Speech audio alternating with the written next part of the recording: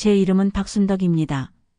평생 일만 하면서 새아이를 키우는 게 제 삶이 낙이었는데 갑자기 이렇게 큰 돈이 생기니 제 인생에서 가장 큰 불행의 시작이었습니다. 제 이야기 한번 들어보세요. 아침 7시 저는 여느 때처럼 뒷마당에서 배추를 따고 있었습니다. 75세의 나이에도 허리는 꼿꼿했고 손놀림은 여전히 빨랐죠. 평생 이 작은 한옥에서 반찬 가게와 빨래, 일로 세 아들을 키워낸 저에게 이 집은 단순한 거처가 아니라 삶 그 자체였습니다. 할머니 집에 계세요? 대문 너머로 들려온 목소리에 순덕은 고개를 들었어요. 양복을 말끔히 차려입은 공무원 2명이 서류 가방을 들고 서 있었습니다. 그들의 표정은 진지했고 손에 든 봉투는 두껍게 부풀어 있었죠. GTX 신설역 건설에 따른 토지 보상 안내서입니다. 저는 안경을 벗었다 다시 썼어요. 서류에 적힌 숫자를 다시 한번 확인했습니다. 200억. 그녀의 평생 벌이를 모두 합쳐도 상상할 수 없는 금액이었죠. 이게 정말 맞나요? 네, 할머니. 이 일대가 GTX 신설역 상업지구로 개발되면서 토지 가격이 급등했습니다. 대지 200평과 건물 보상을 합치면 정확히 200억 원이에요. 저는 떨리는 손으로 서류를 받았습니다. 토지 보상금 150억 원, 건물 보상금 50억 원. 총 보상금 200억 원이라는 글자가 선명하게 적혀 있었어요.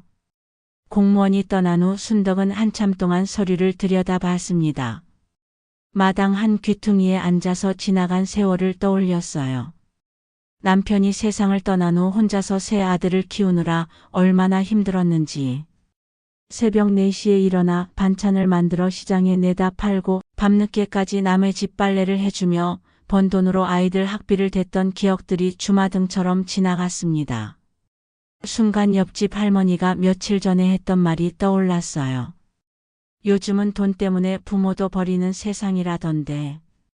재산이 많으면 자식들이 더 무섭다더라고. 뉴스에서 보니까 상속 때문에 형제끼리 원수가 되고 부모를 요양원에 버리는 일도 많다던데. 순덕의 마음속에 불안한 생각이 스며들기 시작했습니다. 첫째 이종우는 분당에서 잘 나가는 건설회사 임원이고 둘째 이종식은 인천에서 분식집을 운영하고 있어요. 막내 이종표만 최근 실직해서 고시원에서 지내고 있었죠. 그동안 명절에도 바쁘다며 얼굴 보기 힘들었던 아들들. 과연 이 돈을 알게 되면 어떻게 나올까? 갑자기 효자가 될까 아니면 돈에 눈이 멀어 어머니를 이용하려 할까? 저는 낡은 옷장을 열고 10년 전 입던 헌옷을 꺼냈습니다. 남편 장례식 때 입었던 검은 한복이었어요. 소매가 약간 해져 있고 색도 발해 있었습니다. 그래, 한번 시험해보자. 내가 가난한 줄 알 때와 부자인 줄 알 때 얼마나 다를지 보자고. 순덕의 손이 떨렸어요. 75년을 살면서 자식들을 의심해 본 적이 없었는데 이제 와서 이런 시험을 해야 한다니. 하지만 200억이라는 거금 앞에서는 누구든 달라질 수 있다는 생각이 들었습니다. 거울 앞에 선 자신의 모습을 보니 정말 초라해 보였어요. 마치 도움이 절실한 가난한 노인 같았습니다. 하지만 이게 바로 지금 필요한 모습이었죠. 창밖으로 보이는 GTX 신설역 공사 현장의 소음이 유난히 크게 들렸어요. 저 공사가 끝나면 이 동네는 완전히 바뀔 것이고 자신의 인생도 바뀔 거라는 생각이 들었습니다. 분당 서현동 고급 아파트 단지. 순덕은 경비실에서 한참을 기다렸습니다. 경비원은 그녀의 초라한 차림새를 훑어보며 의심스러운 눈빛을 보냈어요. 정말 45동에 사는 이종우 씨 어머니가 맞나요? 확인 전화 좀 드려봐야겠는데. 그냥 올라가면 안 될까요? 아들한테 깜짝 선물 주려고 그러는데. 경비원은 코웃음을 쳤습니다. 여기는 아무나 올라갈 수 있는 곳이 아니에요. 규정이 있거든요. 이런 고급 아파트에서는 보안이 중요해요. 순덕은 가슴이 답답했어요. 20년 전 이 아파트 건설 현장에서 막노동을 해서 번 돈으로 종우의 대학 등록금을 마련했었는데 이제는 그 아파트 경비실에서 구걸하듯 기다리고 있었습니다. 아, 어머니시군요. 종우 씨가 확인해 주셨네요. 어서 올라가세요. 경비원의 태도가 180도 바뀌었어요. 하지만 여전히 곱지 않은 시선으로 순덕을 바라봤습니다. 엘리베이터를 타고 25층까지 올라가는 동안 가슴이 두근거렸어요. 정말 오랜만에 아들 집을 찾는 길이었거든요. 언제 마지막으로 여기 왔는지도 기억이 안 날 정도였습니다. 드디어 종우가 나타났어요. 명품 정장을 입고 비싼 시계를 찬 모습이었죠. 하지만 어머니를 보는 그의 표정은 차가웠습니다. 엄마, 갑자기 왜 이래요? 미리 연락하고 오시지. 오늘 중요한 미팅이 있어서 시간이 별로 없어요. 순덕은 준비한 대사를 꺼냈어요. 종우야, 엄마가 병원에서 큰 수술을 해야 한대. 수술비가 5천만 원이 필요하다고 하더라고. 종우의 얼굴이 굳어졌습니다. 5천만 원이요? 엄마, 요즘 회사 사정이 어려워서 자금 경색이 심각해요. 건설업계 전체가 힘든 시기거든요. 부동산 시장도 얼어붙었고 말이에요. 거실로 들어서니 입이 다물어지지 않았어요. 엄청나게 넓은 공간에 값비싼 가구들이 가득했습니다. 50인치가 넘어 보이는 텔레비전에서는 주식 뉴스가 나오고 있었고요. 하지만 종우는 순덕을 제대로 맞아주지 않았어요. 소파에 앉아 태블릿을 보고 있었습니다. 주식 차트인지 숫자들이 빼곡히 적혀 있었어요. 어머니가 왔는데도 주식이 더 중요한가요? 아니에요, 엄마. 하지만 좀 급해서요. 장마감 전에 매도해야 하는 주식이 있거든요. 몇 억이 왔다 갔다 하는 거라서. 순덕은 가슴이 답답해졌어요. 어머니가 왔는데 주식이 더 중요하다는 건가요? 예전에는 그래도 차라도 한 잔 끓여주곤 했는데 말이에요. 그럼 종우야, 엄마 수술비는 어떻게 하면 좋겠니? 엄마, 사실 말하면 요즘 애들 교육비에 대출까지 허리가 휘어요. 아파트 대출도 아직 몇 억이 남았고요. 그리고 회사 상황도 좋지 않아서. 종우는 지갑에서 5만 원짜리 한 장을 꺼내 손에 쥐어줬어요. 이걸로 택시 타고 병원 가세요. 일단 검사부터 받아보시고 그 다음에 생각해 봅시다. 순덕은 그 5만 원을 받으며 마음이 저려왔습니다. 종우가 차고에서 꺼내는 외제차 값만 해도 억 단위였는데 어머니 수술비로는 겨우 5만 원이라니. 종우야, 그럼 집에서라도 좀 쉬어가면 안 될까? 아니에요, 엄마. 오늘 중요한 미팅이 있어서. 그리고 여기는 아내가 청소해놨는데 또 더러워지면 곤란해요. 아시잖아요, 화이트톤 가구라 관리가 힘들어요. 종우는 서둘러 현관으로 나가며 말했어요. 엄마, 진짜 급해서요. 나중에 시간 되면 연락드릴게요. 순덕은 아파트 정문에서 한참을 서 있었어요. 25년 전 감기 걸린 종우를 등에 업고 병원을 뛰어다녔던 기억이 떠올랐습니다. 그때는 치료비 3만 원도 없어서 금반지를 팔았었는데 경비실을 지나가며 경비원이 중얼거렸어요. 역시 돈 없는 늙은이는 자식들도 귀찮아하는구나. 순덕의 가슴이 먹먹해졌습니다. 하지만 이것은 시작에 불과했어요.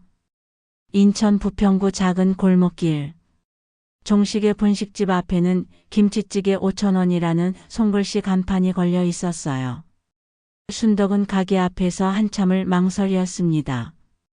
기름때가 낀 유리창 너머로 종식이 혼자 라면을 끓이고 있는 모습이 보였죠. 가게 문을 열고 들어서니 기름 냄새와 함께 생활의 냄새가 났어요. 오후 시간이라 손님은 한 명도 없었습니다.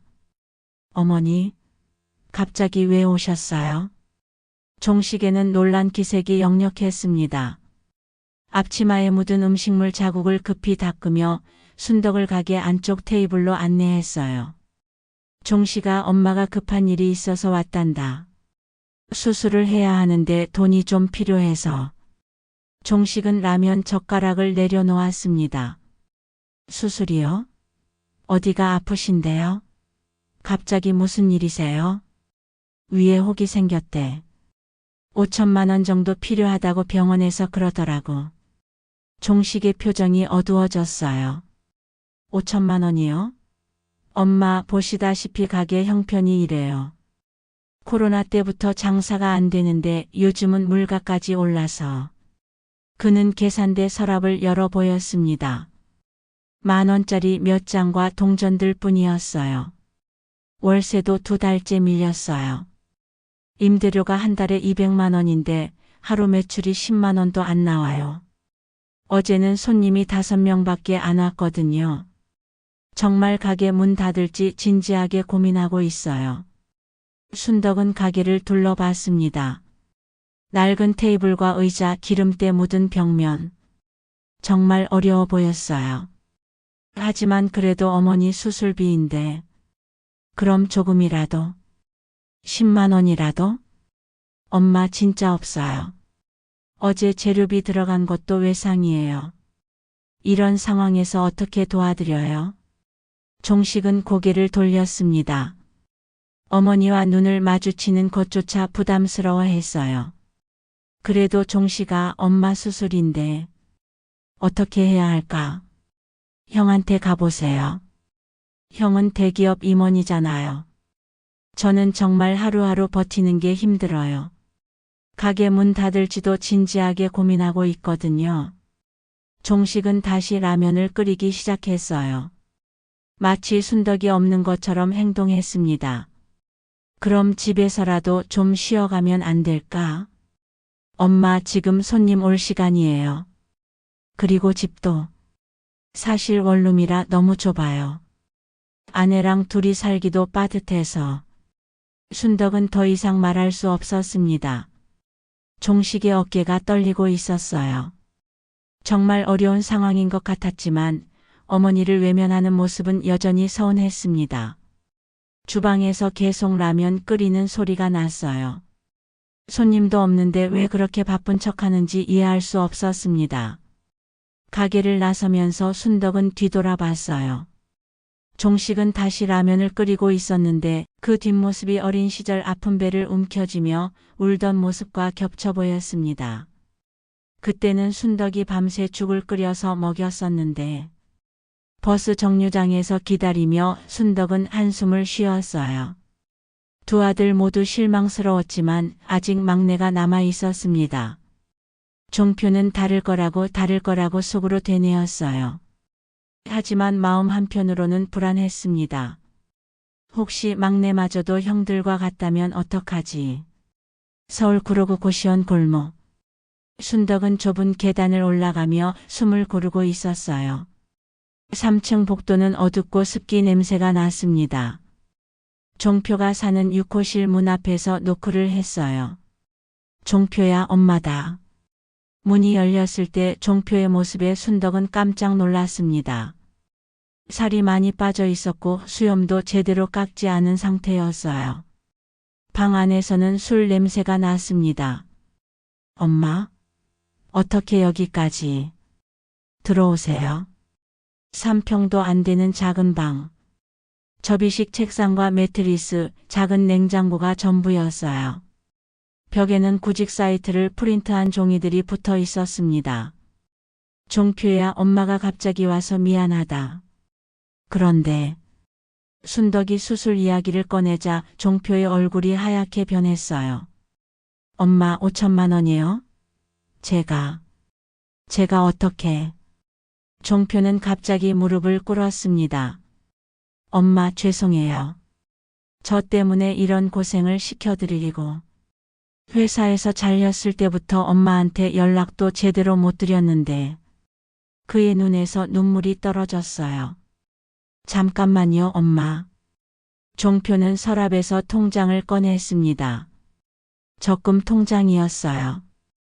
이게 제가 가진 전부예요. 200만 원밖에 안 되지만 엄마 위해서 써주세요. 일단 이걸로 검사부터 받으세요. 순덕의 가슴이 뭉클해졌습니다. 종표야, 이건 내가 취직하려고 모은 돈 아니니? 그런 거 중요하지 않아요. 엄마가 아프신데 돈이 뭐가 중요해요. 저는 어떻게든 돈을 마련해 볼게요. 대출이라도 받고요. 바로 그때 문이 열리며 며느리 미영이 들어왔어요. 마트에서 일하고 돌아오는 길이었습니다. 어머니, 언제 오셨어요? 미리 연락해 주시지. 미영은 상황을 듣고 나서 종표의 손을 잡았어요. 어머니, 저희 집이 좁고 형편없지만 그래도 들어와서 같이 살아요. 제가 간병도 해드릴 수 있어요. 미영아, 너희도 어려운데 어떡해. 어머니, 가족이잖아요. 형님들한테는 연락해 보셨어요? 종표가 쓴웃음을 지었습니다. 형들은 바쁘실 거야. 나라도 제대로 해야지. 미영이 냉장고를 열어 보였어요. 어머니, 변변한 것도 없지만 라면이라도 끓여드릴까요? 냉장고에는 라면과 김치 그리고 계란 몇 개밖에 없었어요. 그런데도 이 집 냉장고의 모든 것을 어머니에게 주려고 하는 마음이 느껴졌습니다. 어머니, 수술 날짜가 언제예요? 저희가 병원에 같이 가드릴게요. 종표가 간절하게 말했어요. 엄마, 형들한테 다시 한번 부탁해 보시겠어요? 제가 직접 가서 사정해 볼게요. 순덕은 더 이상 견딜 수 없었어요. 이 집 냉장고에는 라면과 김치밖에 없었는데 그 적은 돈마저 어머니에게 주려는 막내. 그리고 좁은 방이라도 함께 살자는 며느리. 순덕의 눈에서 눈물이 흘러내렸습니다. 이제 진실을 말해야 할 때가 왔어요. 순덕은 더 이상 숨길 수 없었습니다. 종표와 미영 앞에서 눈물을 닦으며 입을 열었어요. 종표야, 미영아. 사실은 엄마가 거짓말을 했다. 두 사람의 눈이 커졌습니다. 거짓말이요? 엄마가 아픈 건 거짓말이고 수술할 일도 없어. 대신에 순덕은 가방에서 보상금 통지서를 꺼냈어요. 엄마 집이 GTX 신설역 개발 지역에 포함되면서 200억 원 보상을 받게 됐다.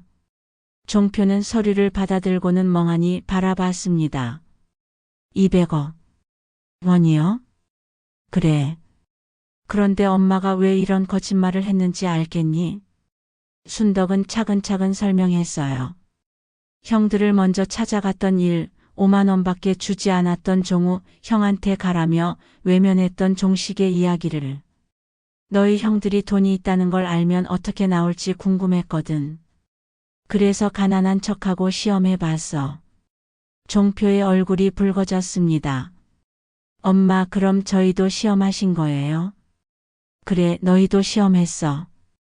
그런데 순덕은 종표의 손을 잡았어요. 너는 200만 원밖에 없으면서도 다 주려고 했고 미영이는 좁은 집이라도 모시겠다고 했잖니. 미영이 어리둥절해 했습니다. 그럼 형들은 실망스러웠어. 특히 종우는 5만 원 주고는 집에 들어오지도 못하게 했거든. 종표가 갑자기 화를 냈어요. 엄마, 그런 식으로 시험하는 게 맞아요? 돈이 있든 없든. 어머니 모시는 건 당연한 일인데 왜 우리를 시험하셨어요? 순덕은 당황했습니다. 막내가 화를 내는 모습을 본 적이 거의 없었거든요. 저는 어머니가 가난하든 부자든 똑같이 모실 거였어요. 그런데 마치 저희가 돈 때문에 달라질 거라고 생각하신 거잖아요. 종표의 목소리에 서운함이 묻어났어요. 형들이 그렇게 나왔다고 해서 저희까지 의심하시면 어떡해요. 미영이 조용히 말했어요. 어머니, 그래도 이해는 돼요. 요즘 세상이 얼마나 삭막해요. 돈 때문에 가족끼리 싸우는 일이 얼마나 많은데 뉴스에서도 상속 때문에 형제가 원수되는 일들 많이 나오잖아요. 순덕은 미안했습니다. 정말 미안했어요. 막내만큼은 믿었어야 했는데. 종표야, 엄마가 잘못했어. 너희는 의심하지 말았어야 했는데. 하지만 엄마도 무서웠어. 200억이라는 큰 돈 앞에서 자식들이 어떻게 변할지. 종표가 한숨을 쉬었어요. 엄마, 저희는 그런 사람들이 아니에요. 돈이 있어도 없어도 어머니는 저희 어머니예요. 하지만 여전히 서운한 표정이었습니다. 순덕은 가슴이 답답했어요. 시험은 끝났지만 새로운 문제가 시작된 것 같았습니다. 그때 순덕의 휴대폰이 울렸어요. 종우에게서 온 전화였습니다. 엄마, 어디 계세요? 급하게 할 말이 있어요. 사흘 후 순덕의 집 앞마당은 난장판이 되었습니다. 종우와 종식이 각자 배우자를 데리고 몰려온 것이었어요. 소문이 어떻게 퍼졌는지 200억 보상금 이야기를 모두 알고 있었습니다. 어머니, 왜 이런 중요한 일을 말씀 안 하셨어요? 종우가 정색하며 말했어요. 3일 전 5만 원 수표를 던지듯 건넸던 모습과는 완전히 달랐습니다. 그러게요, 어머니. 저희가 자식인데 모르고 있었네요. 이런 큰일을 혼자 어떻게 처리하려고 하셨어요? 종식도 거들었어요. 분식집은 아내에게 맡기고 급히 달려온 모양이었습니다. 순덕은 마당 평상에 앉아서 아들들을 바라봤어요. 너희들 태도가 완전히 바뀌었구나. 무슨 말씀이세요? 저희가 언제? 종우가 어색하게 웃었습니다. 3일 전에는 엄마 수술비로 5만 원밖에 못 준다고 했잖니. 종우의 얼굴이 빨갛게 달아올랐어요. 그건 회사 사정이 어려워서 그랬던 거고. 이제는 상황이 다르잖아요. 이제는 어머니를 당연히 모셔야죠. 분당 집으로 모시고 가겠습니다. 펜트하우스로 이사해서 완벽하게 모실게요. 종우가 허둥지둥 말했어요. 종식도 거들었습니다. 아니에요, 형님. 어머니는 제가 모셔야죠. 인천에 새 집을 구해서, 가게도 확장해서 넓은 곳에서 모실게요. 너는 분식집도 제대로 안 되는 주제에 뭘로 모신다는 거야? 형님이야말로 맨날 바쁘다고 하시면서 어떻게 모실 거예요? 어머니가 아프다고 했을 때도 외면하지 않았어요. 형제가 서로 다투기 시작했어요. 순덕은 어이가 없었습니다. 종식의 아내가 나섰어요. 어머니, 이 돈을 3형제가 똑같이 나눠 가지면 안 될까요? 67억씩. 그게 가장 공평하죠. 뭐? 순덕의 목소리가 높아졌습니다. 종우도 맞장 굳혔어요. 그게 공평하죠, 어머니. 저희도 각자 가정이 있으니까요. 67억씩 나누면 모두가 행복해질 수 있어요. 이 돈이 너희 돈이니? 어머니 돈이죠. 하지만 결국 저희가 상속받을 돈 아니에요.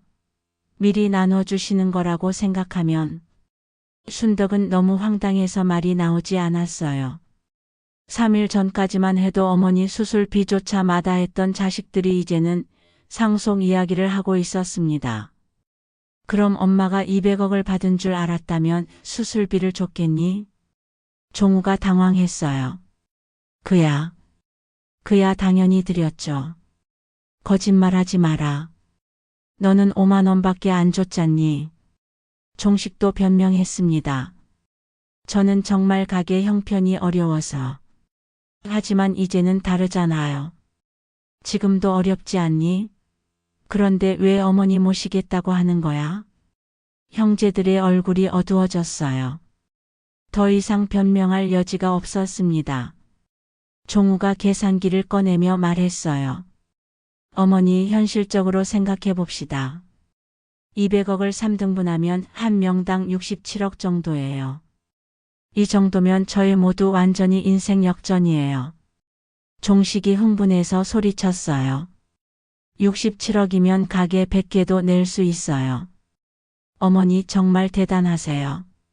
저희 모두 부자가 되는 거예요. 순덕은 이 모든 상황이 역겨웠어요. 돈이 있다는 걸 안 순간 완전히 다른 사람이 되어버린 자식들을 보니 속이 뒤틀렸습니다. 순덕은 마당 한가운데 서서 두 아들을 차례로 바라봤습니다.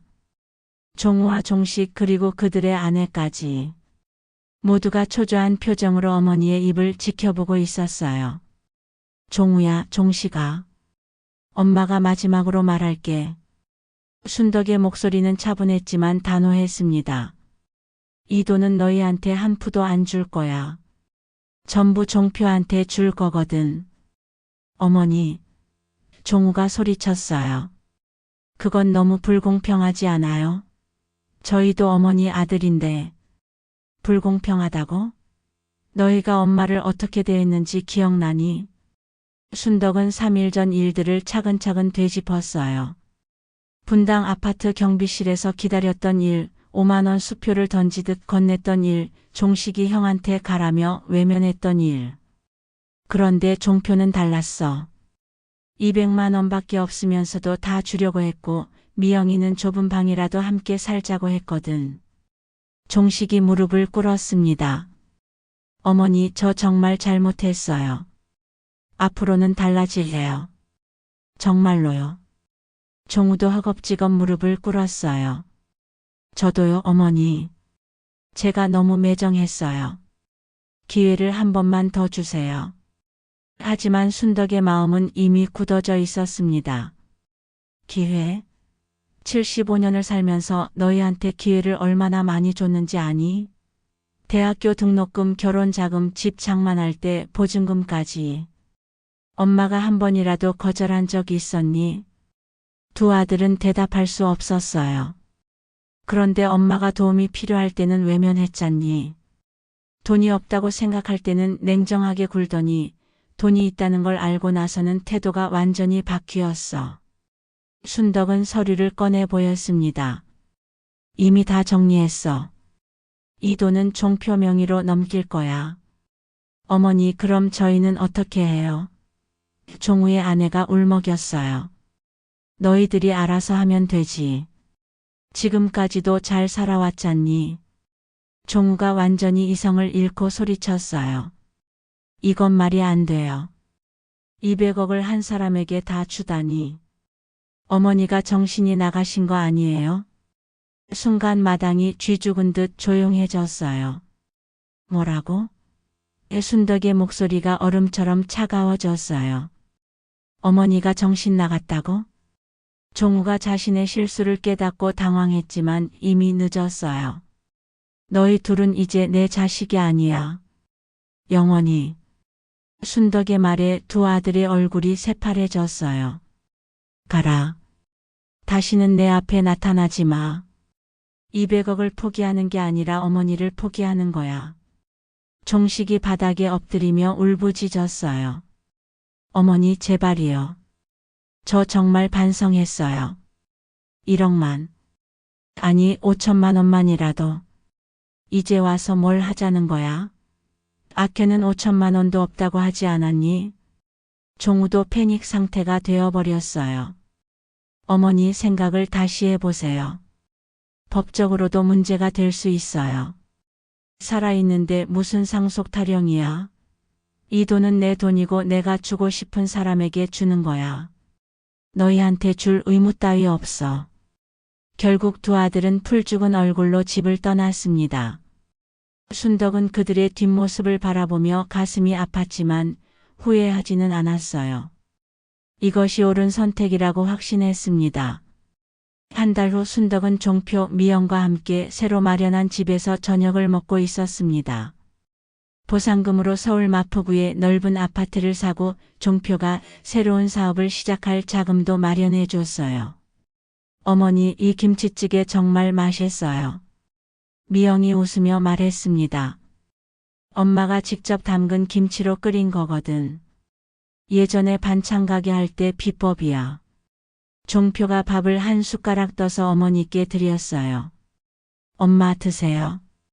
순덕은 행복했습니다. 200억이라는 큰 돈보다도 이런 소박한 밥상이 더 소중하게 느껴졌어요. 돈으로는 살 수 없는 진짜 가족의 정을 종표 부부에게서 느낄 수 있었습니다. 종표야, 내가 새로 시작하는 카페는 잘 되고 있니? 네, 어머니. 홍대 근처라 젊은 손님들이 많이 와요. 미영이도 바리스타 자격증 따서 함께 하고 있어요. 어머니 덕분에 꿈을 이룰 수 있었어요. 미영이 고맙다는 눈빛으로 말했어요. 가족 셋이 둘러앉은 밥상을 보며 순덕은 감사했습니다.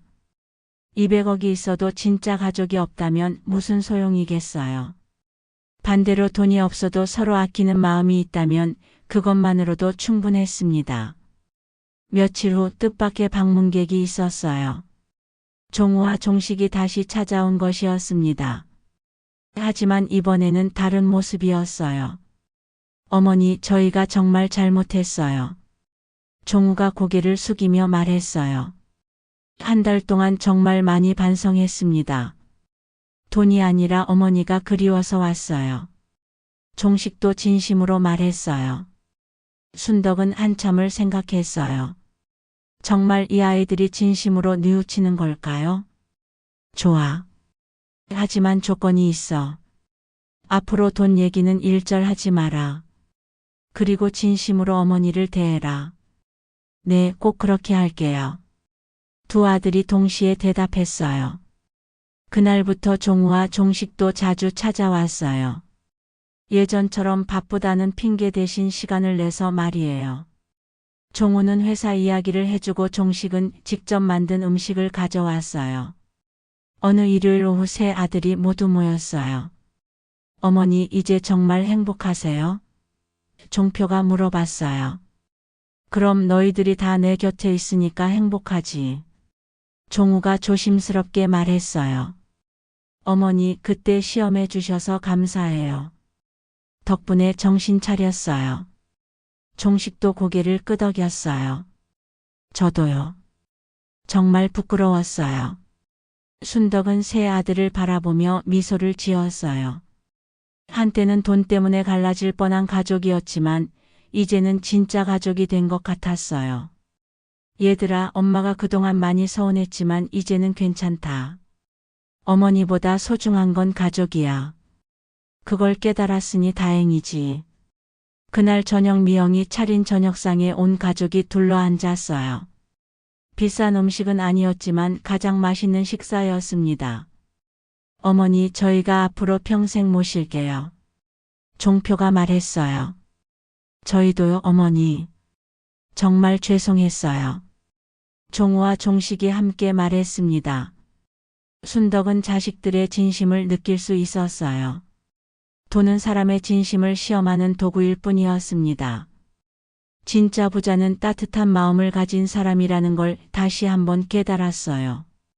이제 순덕의 남은 시간은 이 소중한 가족들과 함께 보낼 수 있게 되었습니다. 200억 원보다 더 값진 것을 얻은 것이죠. 평생 키운 자식들의 진심을 확인하고 진짜 가족의 의미를 깨달은 순덕. 돈보다 소중한 것은 역시 가족이라는 진리를 온몸으로 느낄 수 있었습니다. 그리고 세 아들도 각자의 자리에서 어머니를 진심으로 모시며 돈이 아닌 마음으로 가족을 대하는 법을 배웠습니다. 이것이야말로 진정한 행복이었어요.